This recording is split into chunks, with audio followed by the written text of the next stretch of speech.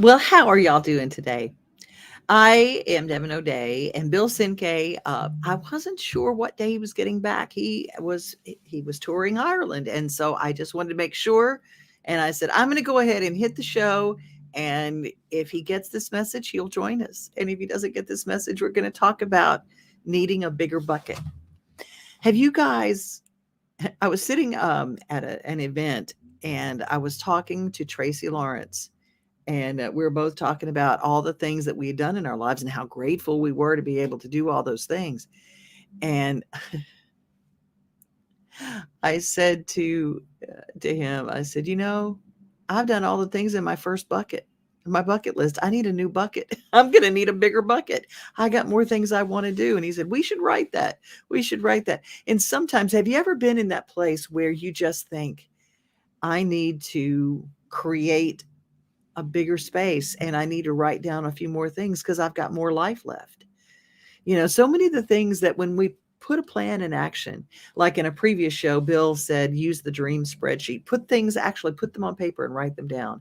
Say, I want to accomplish this. I want to accomplish this. Once we write them down, our physical body and our physical mind will start making those things happen. Without us even trying, it starts working toward those goals. It's why writing down a goal works. Now, what about you? What's your special way of making sure you get things done? For me, just the physical thing of I go literally and get composition books just like that from the Dollar Tree, $1.25 tree now. And I start writing down the things that I want to accomplish. And underneath each one, how I mean to do that. So I put like, how many hours of practice, or if I need to buy something, or if I need to learn something, maybe I need to go and study it. Maybe I need to take a class. Maybe I need some resources. But we start putting in the practical application to make those things happen. And I want you to go back and look at that list. And maybe when you were younger, you had things that you wanted to accomplish. I want you to sit down and take the time to write those things down that you've accomplished that you always wanted to do. When I was little, when I grew up, I wanted to be blah. I wanted to achieve blah. I wanted to be married with 2.5 kids. I wanted to do this. I wanted to do that. I wanted to own a farm.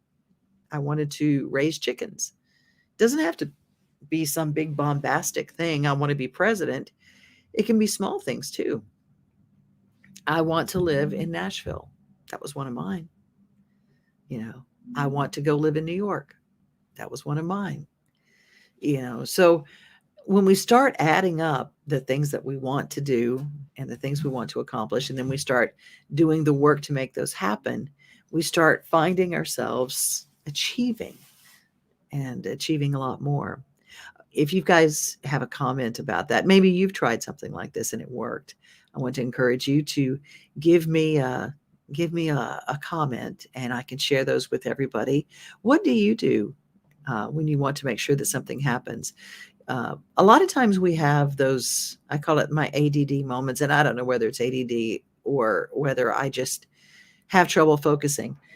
One of the things I did on my recent trip was uh, I listened to an audiobook about focusing, you know, how to increase your focus.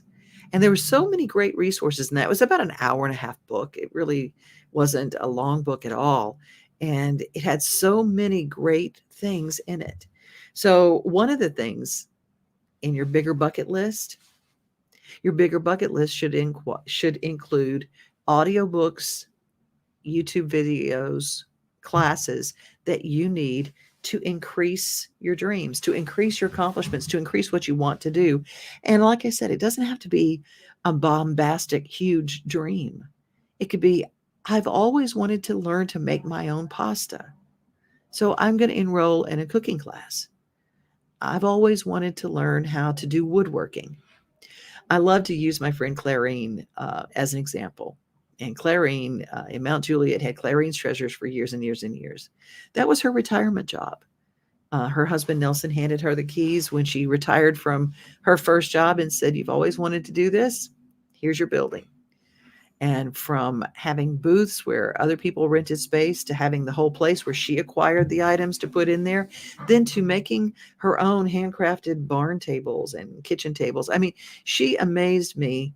And when I was helping her close it down, um, she was, I think, seven. It's hard to tell how old Clarine is because your dreams keep you young, and she looks fantastic, and she just is forever young.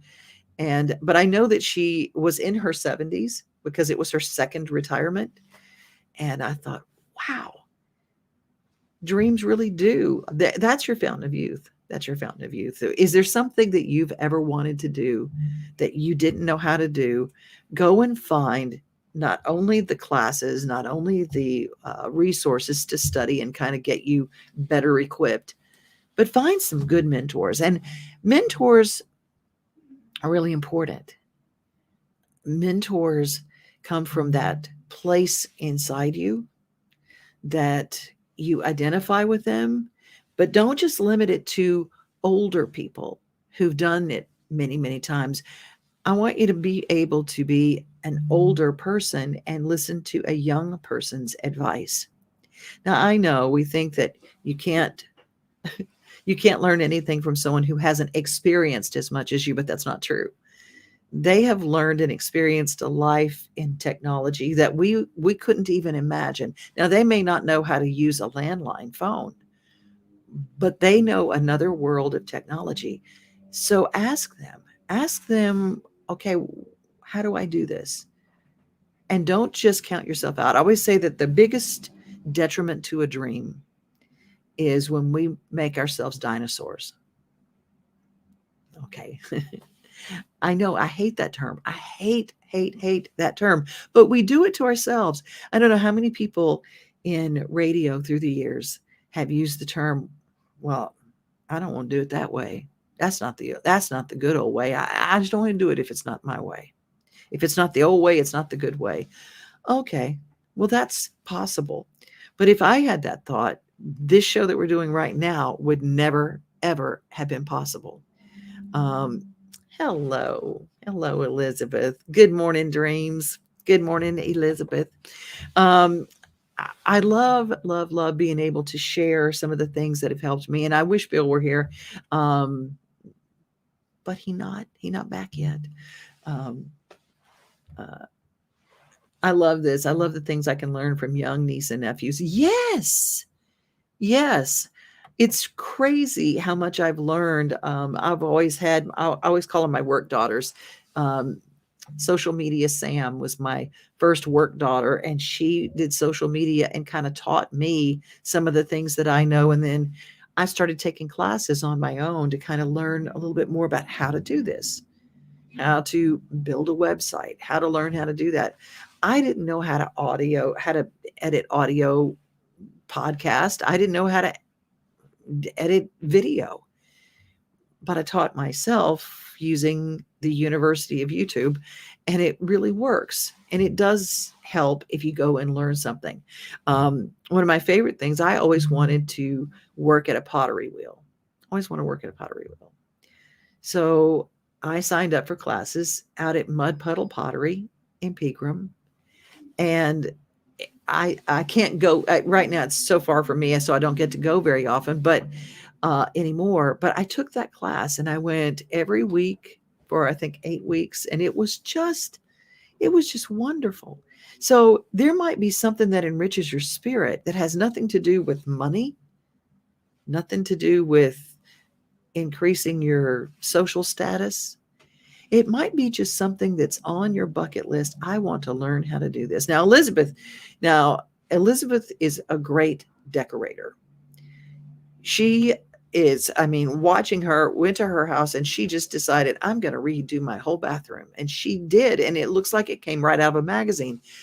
And I thought, wow, we can learn those things too.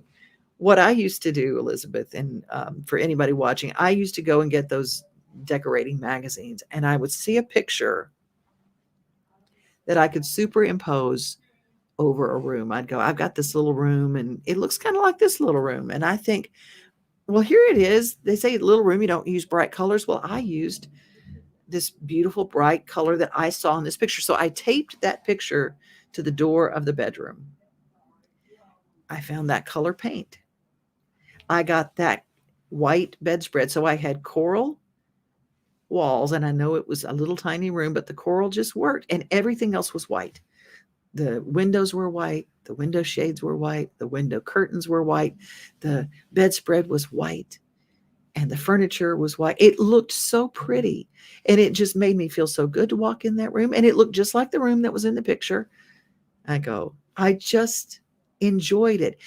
When was the last time you pursued a dream for the simple act of finding joy? Didn't have anything to do with money or status or what other people thought. It was just something you wanted to do. It wasn't something you wanted to do for a living later on. It wasn't a change of plan. It was just something you wanted to learn. I wanted to learn how to snorkel. Now, a lot of people go learn how to dive, but I had a fear of what was in the water. So, to face my fear, I went to a coral reef with a group of people and I learned how to snorkel. I'm still here and I haven't been able to go back and do it, but that one experience went into my bucket and I did that. I mean, there's some things I'll never put on my bucket list. Some things I'm never going to put on my bucket list. Now, what about you? I'm never going to jump out willingly out of a perfectly good airplane. Now, my friend Jim Graham, that's his juice. He loves that. So, Jim, if you're watching, I am so glad that you love doing that. You know, my friend John, he loves to dive and he loves to go down and dive with sharks and all sorts of things and take pictures. And I don't want to do that. I don't want to go deep in the water. I don't want to do that. But, you know, knowing what you like to do and what you enjoy is great. I mean, I've always wanted to ride horses across Ireland. And before I go, I want to try to do that before I leave. Elizabeth's my bucket list mostly includes seeing new places in this world with friends. Amen. Amen. And Elizabeth and I are planning a little trip coming up with some people. So we've got some plans for some trips, and you guys might want to be a part of what we do. So I'll keep you posted. Well, I'm going to make this a short one today, just to say I'm glad that you're here. I'm glad that you watch. I'm glad that you share. I'm glad that you're part of our get together today. On my bucket list, I'm going to get to go and interview a recording artist that I have admired my whole life. And so I wore my suit. I kind of dressed up a little bit, and I said I'm going to go and have a sit down with her. And I'm not going to tell you who, because that's going to be a little surprise in future weeks. But it's somebody who really knows how to expand the bucket list. So maybe I'll share a little bit about that on a future show. We are here every Monday at noon. Bill is normally with me, BillCinque.com, CINQUE.com. I was just talking to someone. Thank you. I appreciate you, Elizabeth. Thank you for the compliment. I just think that when we start living our life, if we discount the things because, well, there's no future in it, well, it doesn't pay, or, well, it doesn't do this, or, well, we just shortchange ourselves in some really amazing things. So, someone was talking to me about a recording artist that was having a difficult time after being off the road for so long, getting back on stage. And I said, you need to talk to my friend Bill. And if you've had some issues with something you are afraid to do, Bill is a licensed hypnotherapist, and he does private virtual consultations and things like the easy things are like, he said the easy things are quitting smoking or getting over a small fear like fear of dogs or something like that. But then he's got this niche of people who, since he's traveled the world with people like Neil Diamond and a lot of the British invasion bands, and he's been on stage the majority of his life, he has been on a stage, and major stages like Madison Square Garden.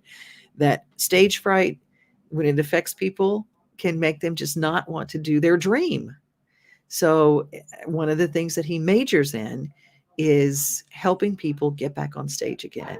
If they have trouble with their voice or they have trouble with other things, he works with them with conversational hypnosis and gets them ready to go on. And people are walking back on stage again, whether it be Broadway in New York or Broadway in Nashville or all points in between. You guys have a great rest of your day.